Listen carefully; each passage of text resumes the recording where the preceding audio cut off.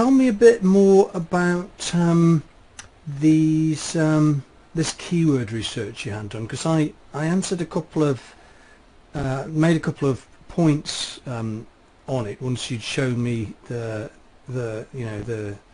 data there. So can you just bring me up to date on that? Yeah, sure. So I mean, basically, I use Fiverr quite a bit, for general website development and outsourcing and general things I can't do. So what I did is I went to this guy and I asked him to do some keyword research for specific terms that I thought would be relevant. I mean, I think in hindsight we could have probably targeted them a bit better, but anyway, we came up with these keywords: overcome anxiety, social anxiety, and he's basically come up with different variants of that keyword that he thinks are the ones that you should target.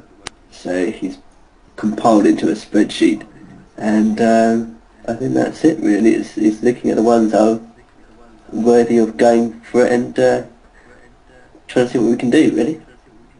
Yeah, okay, so first point about it was, so do you happen to know yourself where he got these from?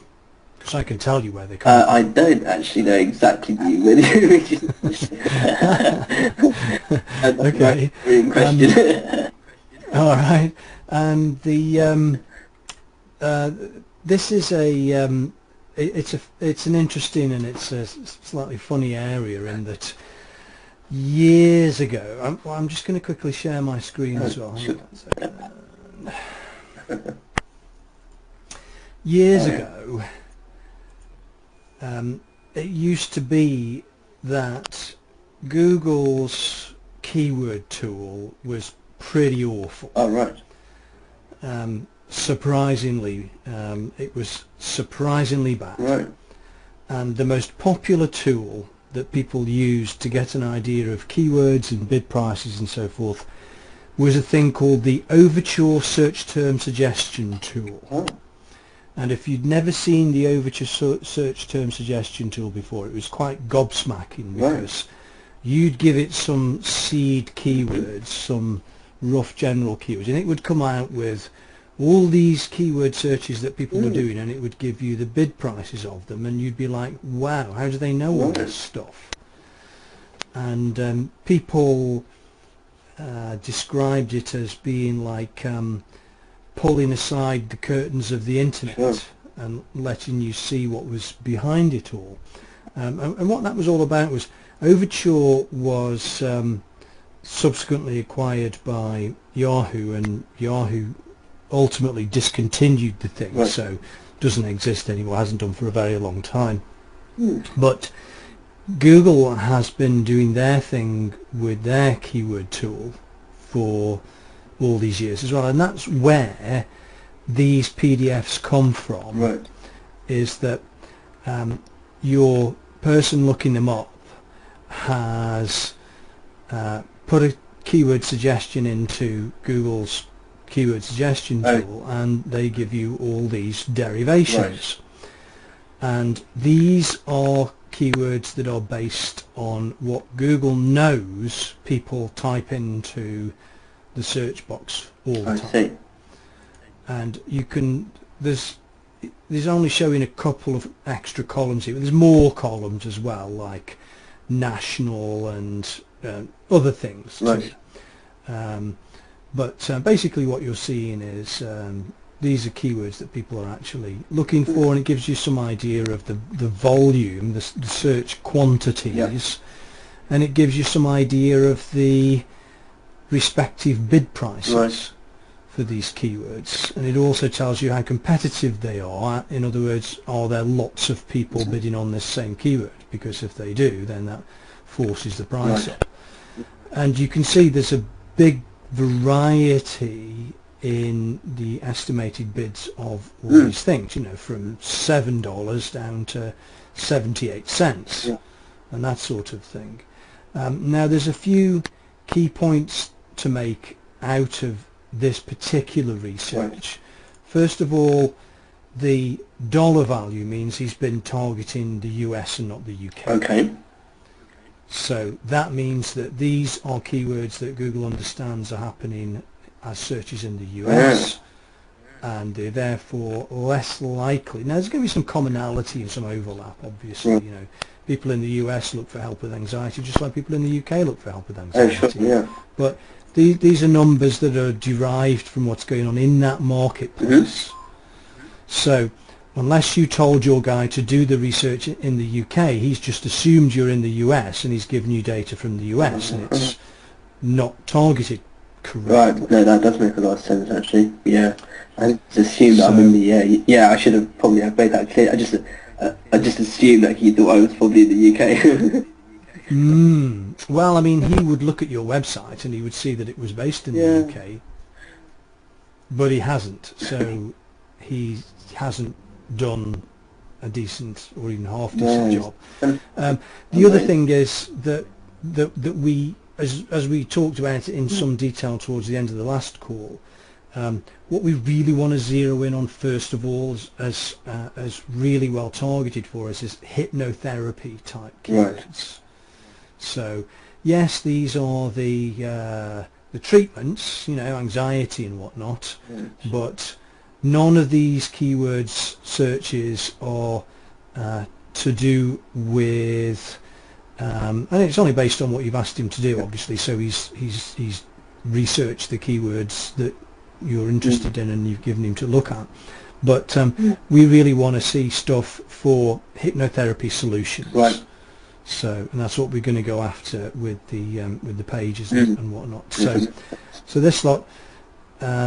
And you can, what should be interesting for you though is when you look at these things, and you sometimes see bids of like $26, which is a big amount of money, versus, you know, $1.41 for this keyword, and it really varies all over the place. These bids do. So it's amazing, isn't it? So it can be quite revealing and interesting to see these kinds of things. The other thing about it is these are suggestions. Right. These are just suggestions, so you can try them and see what happens, but invariably, and also we don't know whether he's been using broad match keywords to look for, or phrase match, or exact match when he's been doing the research, and he doesn't show you that either. So the match type will also have an impact on the search volume and the bid pricing. So this is very vague stuff, and it's not worth a whole lot. The most important data that you get is from actually running the campaigns themselves, and there you'll really truly see what's actually happening, rather than what these suggestions might come up with. So they're not. So they're an interesting sort of, you know, look at the general sort of marketplace, but for you specifically, not really as good as they could be, or as we'll find out once we start actually running there's stuff. There's a few out there, isn't there? There's that other one called Keyword Elite, I think, is another. Oh my God! Yeah, that's an ancient one as well. Yeah, Brad Callen's thing. This is the thing. The thing is that people do get inordinately exercised by this whole keyword approach to things, and they think that keywords are everything. Well, they ain't. And keywords are really very, very subjective things. And sometimes people use keywords because they think they're the right keywords that will get them answers to their questions, and actually they don't. So it's very much about what's going on in the head of the person looking for their thing, looking for their solution to their problem, and how they articulate it, and how well that matches with the page content that you've got and the ad copy that represents what that page content is all about. Because I mean, today I had a client call today, and he said, you know, I've seen you on Google. He said, you know, I plugged you in Google for anger management, and he said, and you happen to come up, you know, page one. Obviously, this is for City Hypnosis, not for my site. Not anyway, but it just goes to emphasise the point that we obviously typed in anger management, I presume hypnosis or something like that. You'd have probably have to he'd probably have typed in hypnosis, I think, something along those lines to bring up City Hypnosis page 1. He does well, Yeah. actually. He does do well. Well, here's the thing. When we actually get to running campaigns for this stuff, this is why this competitive research is very useful and interesting thing to do, because and we'll do it as we go along, because what we're trying to do is find all these keywords that we can harvest which are appropriate to your landing page. Yeah. So when I start to build a campaign, I'll send Google to look at your landing page, and I'll give you a list of all the keywords that look as though they are appropriate to people looking for what you've got. What I'll also do is I will go to these other websites like City Hypnosis, and I'll have a look at their landing page for the thing that we're interested in, which is the the public speaking and the meetings and work meeting type thing and the boardroom type thing. And I'll send Google to look at their web pages as well and come up with as many keywords as we think are appropriate to what we're talking about, and they will all be hypnotherapy based keywords, because those are the most relevant to what you've got and what we want to show people. And if you can't get phone calls and have meaningful conversations with people about hypnotherapy for public speaking anxiety, then there's something not working. That's because that is absolutely your thing. And because it is that clearly articulated, that's what people are looking for. That makes more sense. So gambling's an interesting one. It is. I mean, drugs, very, very popular actually. Drug taking, or drug help, in particular gambling is probably just more popular. Yeah. Well, this is hitting people in the wallet. Yeah. It is. Oh, it is. Yes, it is. Absolutely. And a very popular problem is something that we deal with quite a lot actually. If you look at the type of bookings that come into City Hypnosis, you'll see every week there's at least 3 or 4 people coming in gambling. Anxiety, not so much. It can vary. It varies on a week-by-week basis. But then he's not. With Aaron, you see, he focuses on things like weight loss and smoking. Those were the areas where he started. Build up his campaigns around those, and then what he's done is he's just filtrated out into the other ones. So he's really going after the sort of problematic lifestyle type situations. Yeah, definitely. Which people will absolutely be willing to spend money on, because they can see that if they spend money on a treatment of some sort and it helps them quit smoking, then they're like £5 a pack better off a day sort of thing. That's it. And it's very, very, very easy to justify the spend on the treatment if it saves them the money in the thing. Or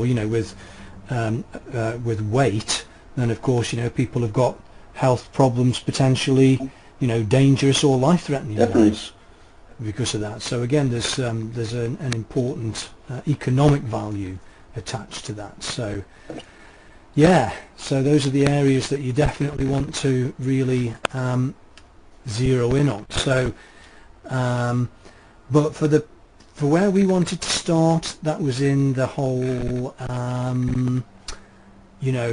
speaking and career related things, as we talked about. And so we do want to really work with just that one page. I'm just looking up your account here, bear with me a second. So it's really all about that specific page and everything that page talks about. And before you go off and get a URL and build a whole website up around it, which you will want to do if you can make it work, absolutely, and then you'll have a whole portfolio of websites which will all be about individual treatments in hypnotherapy.